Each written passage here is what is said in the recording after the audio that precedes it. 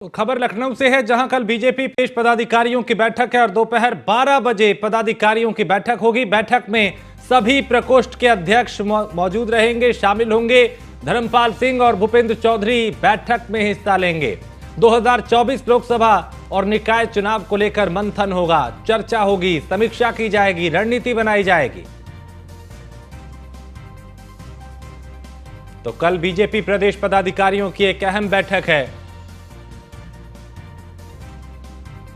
और इस बैठक में कई दिग्गज मौजूद रहेंगे। निकाय और लोकसभा चुनाव को लेकर यहां मंथन किया जाएगा।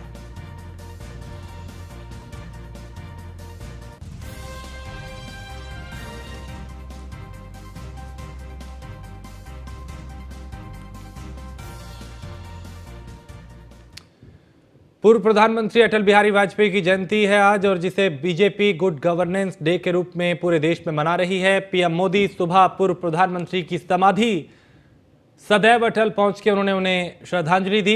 राष्ट्रपति द्रौपदी मुर्मू, उपराष्ट्रपति जगदीप धनखड़ ने भी श्रद्धा सुमन अर्पित किए। केंद्रीय गृह मंत्री अमित शाह, रक्षा मंत्री राजनाथ सिंह और बीजेपी अध्यक्ष जेपी नड्डा समेत अन्य कई मंत्रियों और नेताओं ने भी अटल बिहारी वाजपेयी को नमन किया, श्रद्धांजलि अर्पित की, उनकी समाधि पर जाकर श्रद्धा सुमन अर्पित किए। प्रार्थना सभा का भी यहां पे आयोजन हुआ।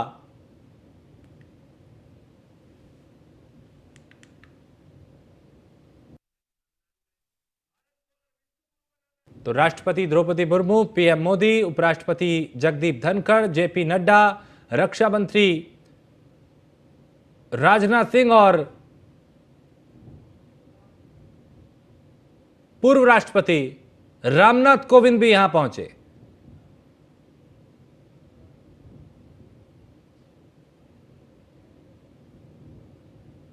तो ये 6 तस्वीरें अलग अलग दिग्गजों की, एक तरफ राष्ट्रपति, उपराष्ट्रपति, प्रधानमंत्री और पूर्व जो राष्ट्रपति हैं रामनाथ कोविंद, ओम बिरला लोकसभा के अध्यक्ष और जेपी नड्डा भारतीय जनता पार्टी के राष्ट्रीय अध्यक्ष, जो समाधि स्थल पहुंचे और यहां पे श्रद्धा सुमन अर्पित किए, श्रद्धांजलि अर्पित की।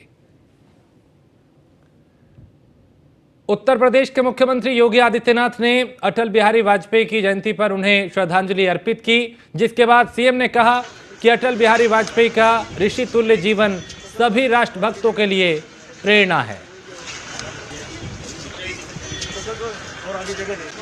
प्रधानमंत्री के रूप में देश के सामने जो मानक सरदेव अटल जी ने रखे थे, चाहे वह गरीब कल्याण के हो, शासन प्रशासन की व्यवस्था की शुचिता और पारदर्शिता को लेकर के हो, या भारत को दुनिया की एक बड़ी ताकत के रूप में स्थापित करने की दृष्टि से भारत को परमाणु संपन्न बनाने और भारत के इंफ्रास्ट्रक्चर डेवलपमेंट के लिए, बुनियादी ढांचे के विकास के लिए किस प्रकार की कार्य योजना बननी चाहिए, 6 वर्ष के अपने यशस्वी कार्यकाल के दौरान सरदेव अटल जी ने इस देश के सामने उन मानकों को प्रभावी ढंग से रख करके भारत के 100 करोड़ से अधिक लोगों के जीवन में व्यापक परिवर्तन लाने का कार्य किया था। शासन की व्यवस्था का संवेदनशील होना, यह सुशासन का ही लक्षण है। एक गरीब की सुनवाई, लोकतांत्रिक मूल्य और आदर्शों का पालन करते हुए बिना भेदभाव के उसको शासन की सुविधा का लाभ मिल जाना, हर गरीब को मकान मिल जाना, हर गरीब के घर में शौचालय बन जाना, बिना भेदभाव के हर गरीब को रसोई गैस का कनेक्शन उपलब्ध हो जाना, कोरोना कालखंड में हर गरीब को फ्री में राशन की सौगात उपलब्ध हो जाना, ये सभी उस सुशासन के लक्षण हैं। स्पेनिश फ्लू आया था, बीमारी से गांव के गांव साफ हो गए थे, दुनिया के अंदर करोड़ों लोगों की मौत हुई थी, और बीमारी से जितनी मौतें नहीं हुई उससे कई गुना मौतें भूख से हुई थी। लेकिन कोरोना जैसी महामारी के दौरान सरकार की संवेदनशीलता और सुशासन का ही परिणाम है। प्रधानमंत्री मोदी जी पूरे देश को नेतृत्व दे रहे थे। पहली बार हुआ कि बीमारी के 9 महीने के अंदर बीमारी का वैक्सीन आ गया। पहली बार हुआ जब देश के अंदर 135 करोड़ लोगों के लिए फ्री में टेस्ट, फ्री में उपचार, फ्री में वैक्सीन, और वैक्सीन एक नहीं 2 वैक्सीन तो मात्र 9 महीने के अंदर आ गई। पहली बार हुआ कि बीमारी के दौरान, महामारी के दौरान 80 करोड़ से अधिक लोगों को फ्री में राशन की सौगात मिली। यह सरकार की संवेदनशीलता का ही परिणाम है। और भाइयों बहनों, उस संवेदनशीलता के प्रतीक पुरुष अगर कोई एक महामानव था तो महामानव सरदेव अटल बिहारी वाजपेयी थे, जिनकी प्रेरणा से ये सभी कार्यक्रम डबल इंजन की सरकार आज प्रभावी ढंग से आगे बढ़ाने का कार्य कर रही है। अटल जी ने सदैव मानवीय मूल्यों को प्राथमिकता दी और यही कारण था कि एक सर्वमान्य नेता के रूप में दुनिया के अंदर और देश के अंदर उनकी स्वीकार्यता थी। हर व्यक्ति बड़े सम्मान और बड़ी श्रद्धा के साथ सरदेव अटल जी का स्मरण करता रहे। प्रधानमंत्री गोरखपुर में प्रधानमंत्री नरेंद्र मोदी के मन की बात कार्यक्रम का सीधा प्रसारण चंद्रलोक कुष्ठ सेवा आश्रम में पूर्व केंद्रीय वित्त राज्य मंत्री शिव प्रताप शुक्ला ने करवाया और बीजेपी कार्यकर्ता एवं कई लोगों के साथ सुना भी। इसी के साथ अटल बिहारी वाजपेयी की जन्मदिन को, जयंती को भारतीय जनता पार्टी ने सुशासन दिवस के रूप में मनाया और इस कड़ी में पूर्व केंद्रीय वित्त राज्य मंत्री शिव प्रताप शुक्ला ने कुष्ठ सेवा आश्रम में अटल बिहारी वाजपेयी के चित्र पे माल्यार्पण कर उन्हें नमन किया, श्रद्धांजलि अर्पित की, पुष्प अर्पित किए और उनके जीवन पे प्रकाश डाला।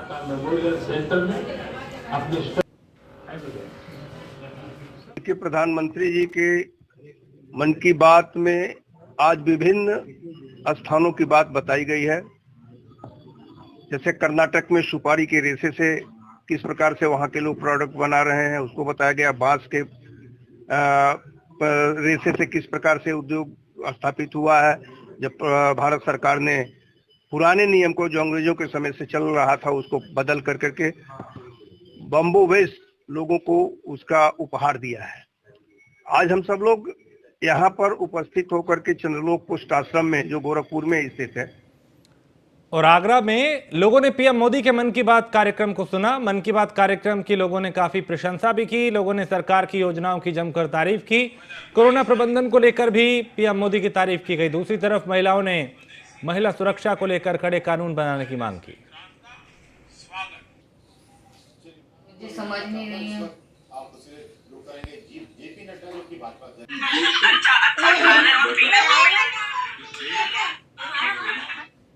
आगरा के लोगों ने भी मोदी जी के मन की बात को बड़े ध्यानपूर्वक सुना। इन लोगों से जानते हैं कि इन्होंने मोदी जी द्वारा मन की बात के कार्यक्रम को जो सुना, क्या क्या बातें उन्होंने देखी और अपने द्वारा मन की बात में क्या कहना चाहते हैं। मैडम मेरे साथ मौजूद हैं। मैडम, आपने मोदी जी के मन की बात का कार्यक्रम सुना जी। तो क्या ऐसी अच्छाई देखने को मिली आप आज के कार्यक्रम में और अपनी कोई ऐसी बात कहना चाहें? जी, मोदी जी का मैंने प्रोग्राम देखा तो सबसे बड़ी बात उन्होंने अभी मैंने सुना योगा को आगे बढ़ाने का, कि योगा से क्या-क्या फायदे होते हैं, हेल्थ को कैसे अच्छा रखा जाता है, उस चीज को बाहर तक हम लेके जाएंगे। और जो कलात्मक क्षेत्र में जो हमारे बहुत अच्छे लोगों के अंदर टैलेंट है, उस चीज को वो व्यावसायिक रूप में सपोर्ट करने की उन्होंने बात कही थी, जो देश को काफी आगे बढ़ाने में मदद करेगी और देश और ज्यादा सुदृढ़ बन के सामने आएगा।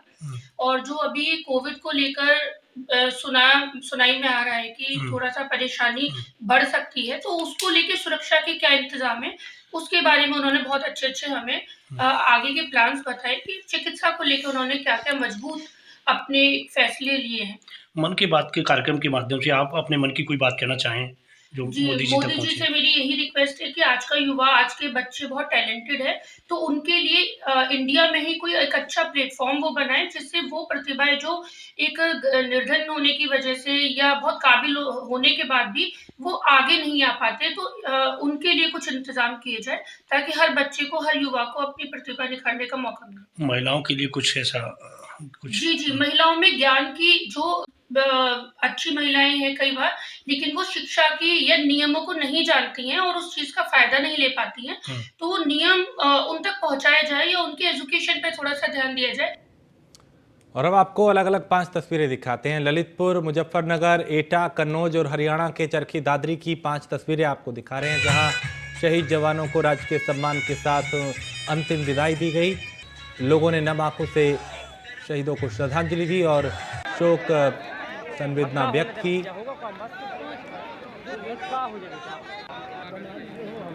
रुको रुको, अरे थोड़ा थोड़ा।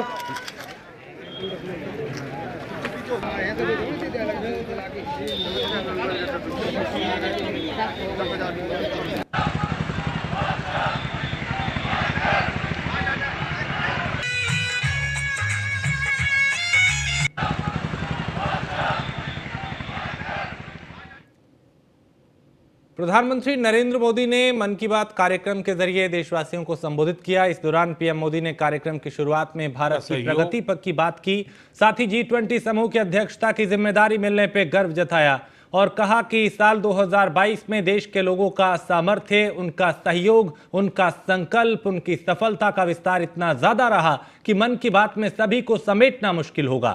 2022 वाकई कई मायनों में बहुत ही प्रेरक रहा, यह भी उन्होंने कहा, अद्भुत रहा। और इस साल भारत ने अपनी आजादी के 75 वर्ष पूरे किए और इसी वर्ष अमृत काल का प्रारंभ हुआ। इस साल देश ने नई रफ्तार पकड़ी और सभी देशवासियों ने एक से बढ़कर एक काम किया। और क्या कुछ प्रधानमंत्री ने कहा, उन्हें सुनते हैं। 2022 में देश के लोगों का सामर्थ्य, उनका सहयोग, उनकी सफलता का विस्तार इतना ज्यादा रहा कि मन की बात में सभी को समेटना मुश्किल होगा। 2022 वाकई कई मायनों में बहुत ही प्रेरक रहा, अद्भुत रहा। इस साल भारत ने अपनी आजादी के 75 वर्ष पूरे किए और इसी वर्ष अमृत काल का प्रारंभ हुआ। इस साल देश ने नई रफ्तार पकड़ी। सभी देशवासियों ने एक से बढ़कर एक काम किया। 2022 की विभिन्न सफलताओं ने आज पूरे विश्व में भारत के लिए एक विशेष स्थान बनाया है। 2022 यानी भारत द्वारा दुनिया की 5वीं सबसे बड़ी अर्थव्यवस्था का मुकाम हासिल करना। 2022 यानी भारत द्वारा 220 करोड़ वैक्सीन का अविश्वसनीय आंकड़ा पार करने का रिकॉर्ड। 2022 यानी भारत द्वारा निर्यात का $400 बिलियन का जादुई आंकड़ा पार कर जाना।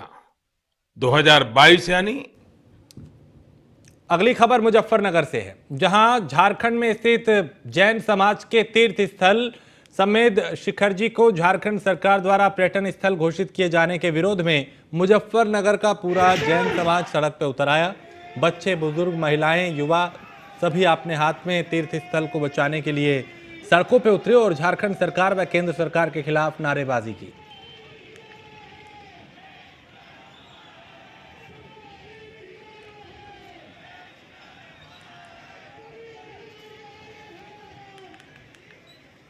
तो झारखंड में जैन समाज के तीर्थ स्थल को पर्यटन स्थल बनाए जाने को लेकर यहां पे लोगों ने विरोध प्रदर्शन किया। सचिन, जैन समाज के लोग आज भी सड़कों पे उतरे। पिछले कई दिनों से अलग अलग इलाकों में हम इस तरह का विरोध देख रहे हैं। जी बिल्कुल, देखिए जैन समाज का सबसे बड़ा तीर्थ है समेत शिखर, उसी को पर्यटक स्थल झारखंड सरकार ने बनाया है। उसको लेकर जैन समाज में एक जबरदस्त रोष देखने को मिलता है। लगातार क्षेत्र में, जनपद में मीटिंगें हो रही है और आज एक हजारों की तादाद में जैन समाज के बुजुर्ग, बूढ़े, बच्चे, महिलाएं सभी सड़कों पर रहे और आज जिलाधिकारी कार्यालय पर पहुंचकर एक ज्ञापन दिया है और जल्द से जल्द इस नोटिफिकेशन को रद्द करने की मांग की गई है। जी बहुत शुक्रिया जानकारी के लिए सचिन। तो यहाँ पे जैन समाज के सैकड़ों लोग सड़कों पे उतरे, महिलाएं, बुजुर्ग, बच्चे, युवा, और यहाँ पे झारखंड सरकार और केंद्र सरकार के खिलाफ उन्होंने अपना गुस्सा जाहिर किया।